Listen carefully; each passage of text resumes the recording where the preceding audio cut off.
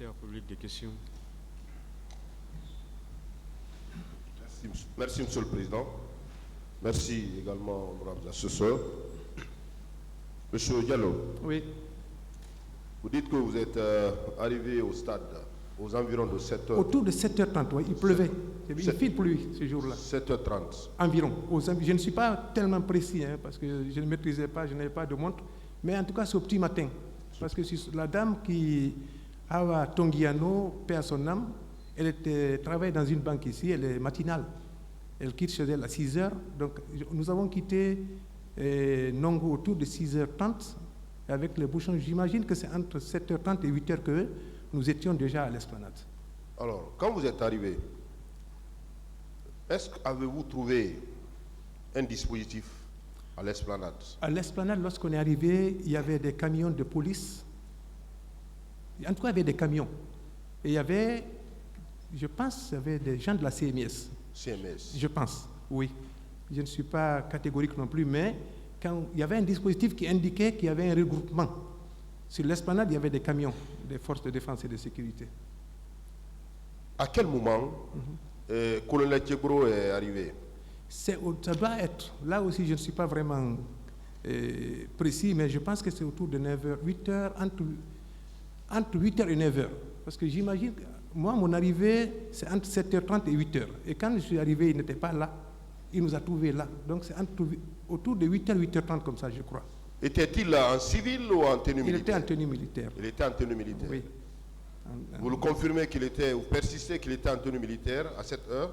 Je pense. Ça fait maintenant longtemps, c'est depuis 2009. Mais je crois qu'il était effectivement en tenue militaire. Il était en tenue d'officier, oui.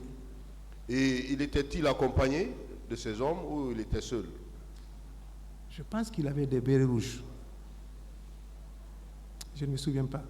Mais il est venu, il s'est arrêté. Il a été, comme je l'ai dit, il a été ovationné. C'était le CNDD et c'était les officiers les plus aimés du CNDD.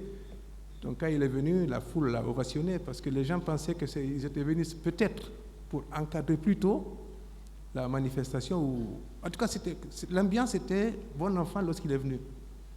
Est-ce que vous l'avez vu au moins avec un militaire? Je ne peux pas. À 7h, 8h. Je ne peux pas confirmer, mais je crois qu'il était avec un ou deux bérets rouges, je crois. Un ou deux bérets rouges. Je crois. Je ne suis pas vraiment... je ne suis pas affirmatif là-dedans, mais je crois. Qu'est-ce que vous avez observé par son agissement? Non. Il faisait quoi? Il sensibilisait ou bien il était... Il est venu, il a dit, nous sommes le 28 septembre. C'est un symbole. Cette date est un symbole pour la Guinée. Nous allons vous laisser manifester un autre jour. Je crois, il a dit, mais aujourd'hui, nous ne pouvons pas. Vous ne pouvez pas manifester aujourd'hui parce que vous savez ce que le 28 septembre symbolise. Vous manifesterez plus tard, mais aujourd'hui, je vous demande de rentrer tranquillement chez vous. Il a dit rentrer, et puis il a répété ça 3 fois. Est-ce qu'après cet échange avec la foule, vous l'avez revu encore? Non, parce qu'après, quand je suis sorti, je crois qu'il était parti, je ne sais pas s'il est parti avec les opposants, c'est Jean-Marie Doré, ou s'il déjà avait rejoint là-bas, mais ils ont dit qu'il est parti par là-bas. Je ne l'ai plus revu. Vous ne l'avez plus revu? Non. Jusqu'après la manifestation, jusqu'après Oui, parce que, comme je le disais, c'est parce que j'avais ce jour une rédactrice en chef qui ne comprend pas français, et l'Afrique du Sud, ici, les réseaux n'étaient pas bons, donc elle m'a pris près d'1 heure pour écrire cette dépêche. C'est pourquoi je ne suis pas, sinon je serais dans le stade. Bon, quand je suis sorti, je suis revenu où j'ai fait des toilettes là, c'était d'aller au stade, rentrer, parce qu'il fallait que je sois là en tant que correspondant pour dire ce qui s'est passé. Mais quand je suis sorti, j'ai vu cette débandade après finalement, et lui, elle m'a pris beaucoup de temps. Le temps que j'ai fini de lui dire tout, les tirs avaient déjà commencé, quoi. Donc je ne l'ai plus revu. Ok. Alors, vous avez pris le temps de partir dans une concession oui. pour vos besoins naturels. Ouais. Et entre-temps, vous voyez un jeune venir. Oui. Dans cette débandade, il fait éruption Dans la chambre. sans l'ordre des propriétaires de la maison pour entrer. Oui. Vous dites que vous avez vu, dans votre récit, vous avez vu des gendarmes habillés en t-shirt noir et en treillis qui assommaient les citoyens. Vous le confirmez? Ou des gendarmes ou des policiers en tout cas. Mais ils portaient des t-shirts noirs. T-shirt noirs. Oui. C'est des gens. Je vous confirme que c'est des gendarmes. Je dois qu'ils devaient porter. Est-ce que vous savez que ces éléments-là étaient ceux de colonel Tchegoro, de l'antidrogue, qui portaient les t-shirts noirs et des treillis? Je ne peux pas confirmer, mais en tout cas, ils ont attaqué ils sont rentrés dans la concession et c'était vraiment très violent. Mais ils étaient en t-shirt noir et en treillis? Je pense, oui. Est-ce que vous les avez vus en train d'administrer des coups aux citoyens? Oui, ceux qui sont rentrés dans la cour administraient des coups de pied, des coups de poing aux gens. Ils sont rentrés même dans la concession? Oui, dans la concession. Quand l'autre est rentré, il a barricadé la porte, il s'est jeté au lit et puis il s'est couvert tellement qu'il avait peur.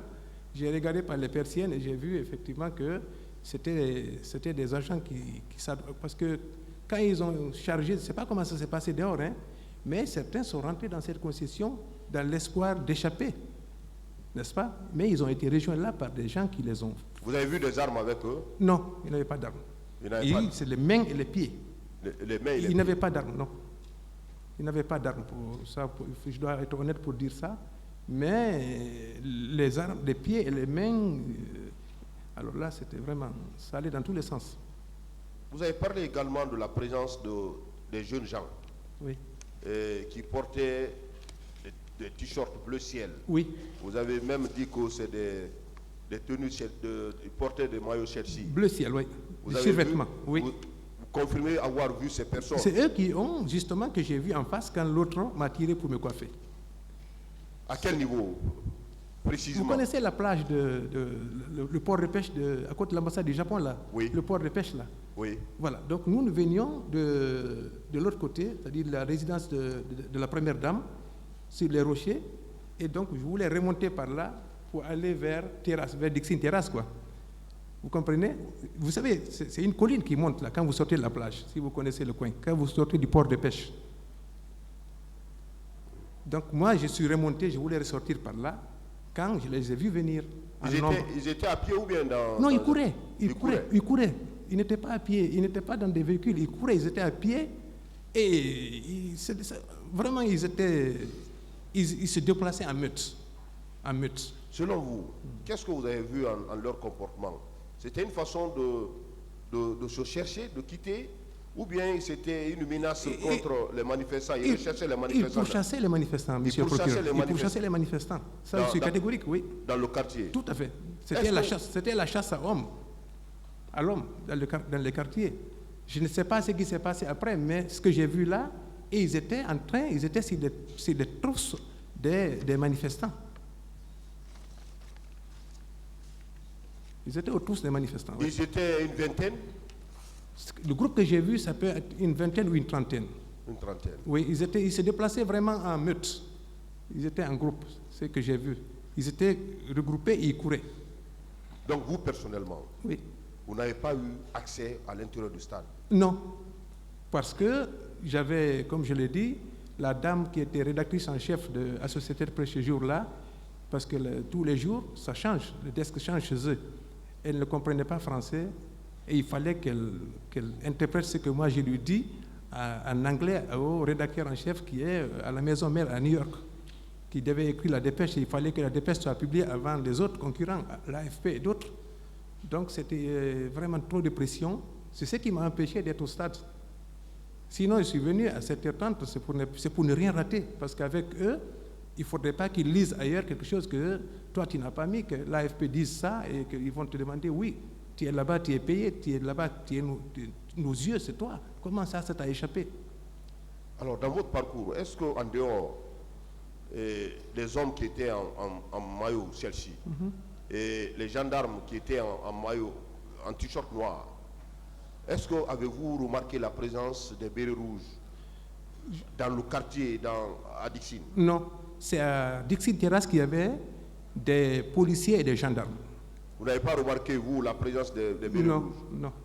À moins, à part, je pense, et là je ne le confirme pas, je crois que le capitaine Thieboro, le colonel Thieboro était avec 2 bérets rouges, je crois. Il était avec 2 bérets rouges. Oui, mais à part ça, je n'en ai pas vu. Je vous Parce que remercie, quand monsieur. les camions sont venus pour aller, moi je n'étais pas là.